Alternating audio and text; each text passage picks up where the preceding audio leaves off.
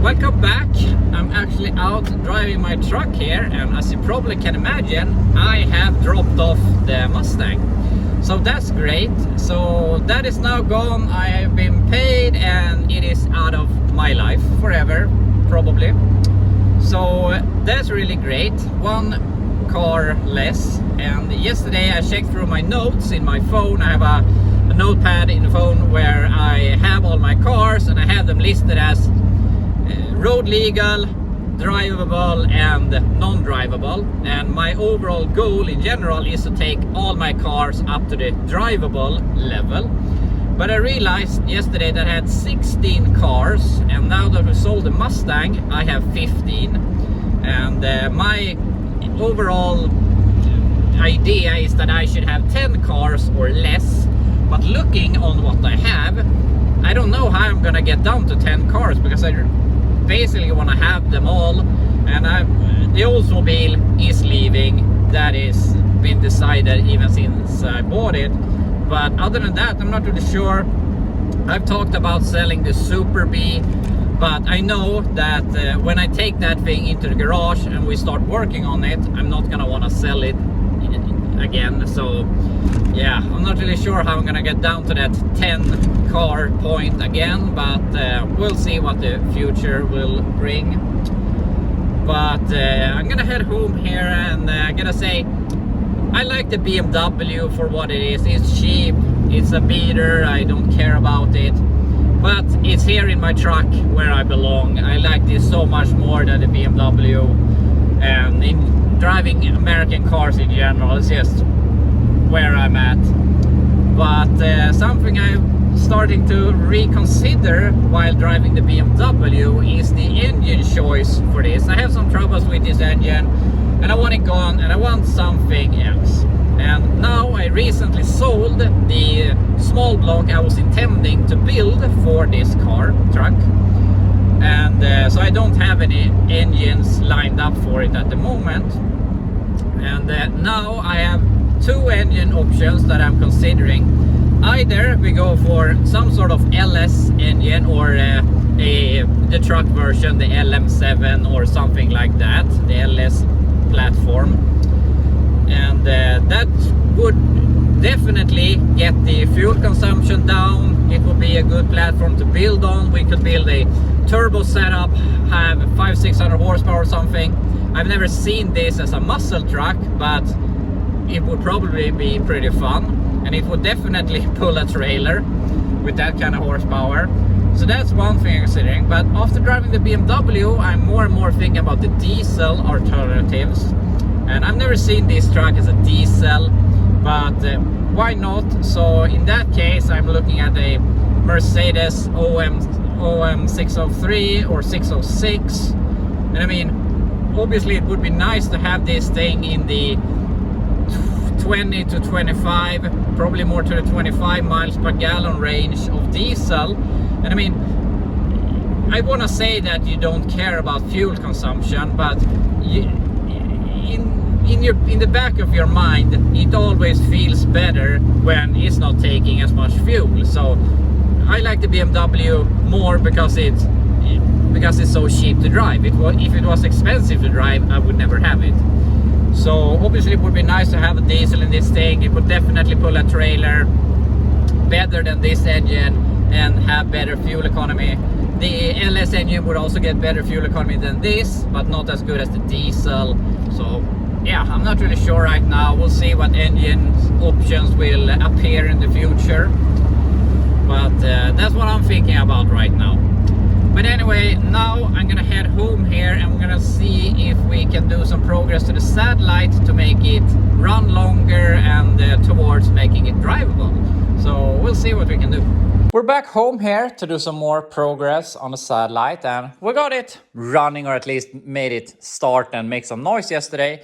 But now I want to work towards getting it to being able to run for longer, and then we can focus on making it drive. And I actually found a radiator here at home that I forgot that I have. It's not the correct one, but it might work. We're gonna pick up another radiator that's basically the same story next week. So we'll be getting something that we can put in here at least. So that's fantastic. And yeah, we're just gonna start fixing things, I guess. And I want to start with the cooler lines for the transmission. I don't have anything right now. I'm just gonna loop them. And I actually found some stuff here. And these are power steering hoses for one of these, and they actually have the same fitting down here as on the transmission.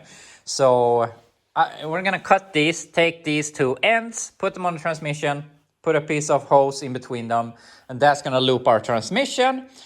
And what can we do next? Then we can start thinking about the fuel system. We can see if the fuel line here is workable or whatnot, and we can put a boat tank in the rear, and then it can actually idle for a while. So let's work towards that. Here we got the transmission lines looped with the power steering hoses. So that's good, and I put on the output shaft seal here. So we could technically put in the drive shaft except for the straps over the U-joint. And that's about the good. I found this switch here, and I've already seen these connectors, so I realized it was going down here. So I connected that. I guess that's for the backup lights.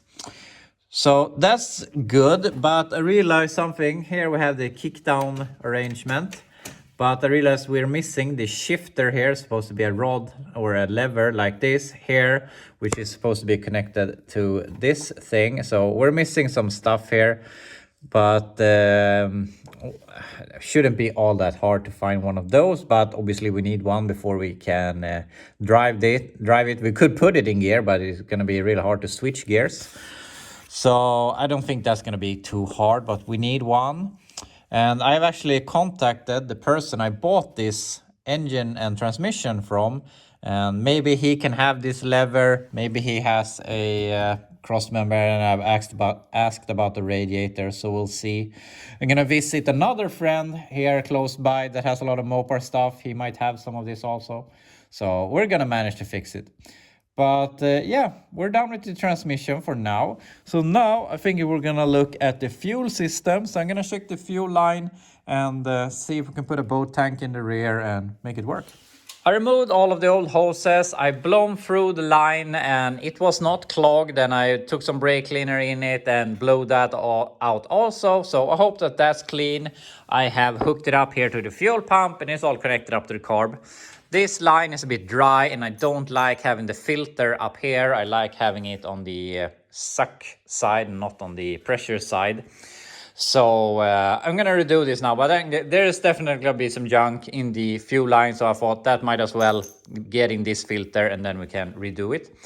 So that's great. But the thing was, I was 100% certain that I would have a boat tank with gas in it, but I couldn't find it, and I was thinking back and forth. And I'm assuming that's the tank that I have put in the 65 Chevelle convertible. And I've just forgot. I thought that I have a third tank because one is on the El Camino, but I can't find it. So I need to buy a boat tank, fill double fuel, and then we can just hook it up in the rear, go through a hole in the floor and to the fuel line, and we should have a functioning fuel system. But I don't want to go and buy the fuel tank today, because that's just going to be back and forth, and then we're basically not being able to do anything more.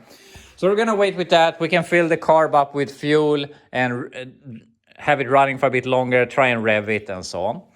But other than that, I went ahead and I took this radiator because I found it while I was looking for the tank. And I mean, I had a radiator that fit this thing perfectly.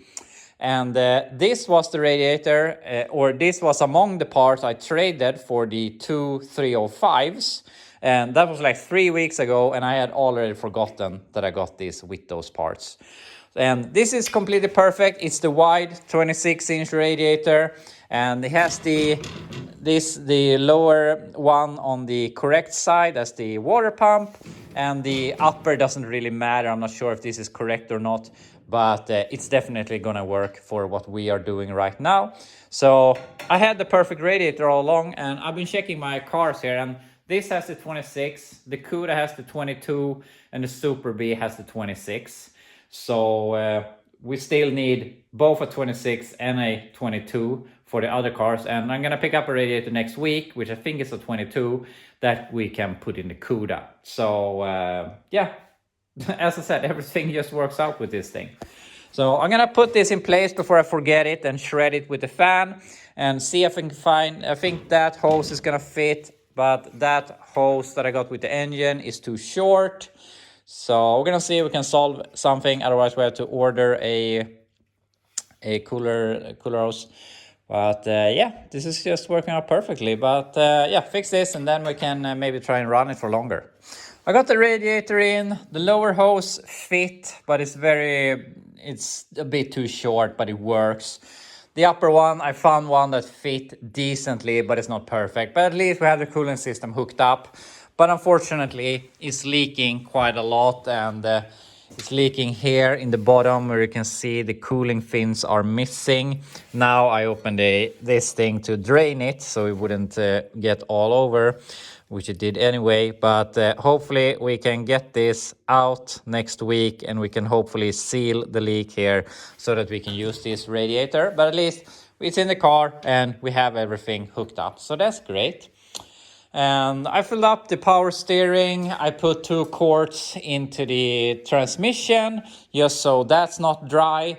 I would like to fill it up more, but since I don't have the drive shaft in and I'm not sure if I fill it up to the correct level, will it leak out the output shaft? And I don't want to put the drive shaft in because I don't have the hold downs for the U-joint. And if I were to start it and if it is in gear and starts driving, then the drive shaft is going to come loose and bang the floor, which I don't want to do. So just for fun now, I want to fill up the carb with fuel so that we can run it for a few seconds and just rev it and see how it sounds. We have to continue with the exhaust. I have a single exhaust for this thing. That's going to be sufficient for now. Obviously, we want to do a dual exhaust at some point, but I don't feel that's so important right now. So yeah, let's fill it up with fuel and see how it goes. So I'm gonna try and make this run for a bit longer, and I've been trying and filling the carb up with fuel here, but it's really annoying because of this thing for the air cleaner, so it's hard to get to the vent down to the float bowl. So I'm trying to fill it here, but I also think I'm missing a lot, which is making it a bit flooded. But I'm gonna see if I can make as much go in here so we can run it for a little while at least. I have forced the choke open now to because I don't really think it needs choke right now, and I'm not sure if it's amazing that the original choke and everything is still there, but I'm not sure that it works. So I removed the crank wire here so that we can work from the engine bay, since we can't turn it off from inside now either, since we have this. I really need to fix that relay on the firewall, but it should just fire up and run, but I guess we'll see. Put that over here. This starter is really a mess.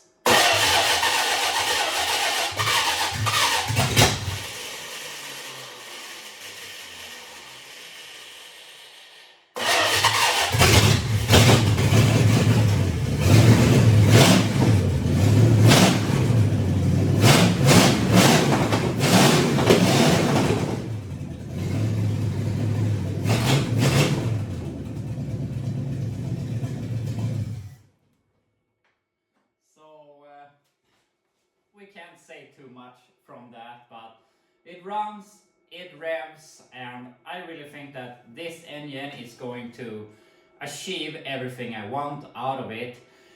It's nothing fancy, nothing special, but it is going to make us pass registration, make it be able to pass inspection, run it for a while, and then we can switch it out for something more fun.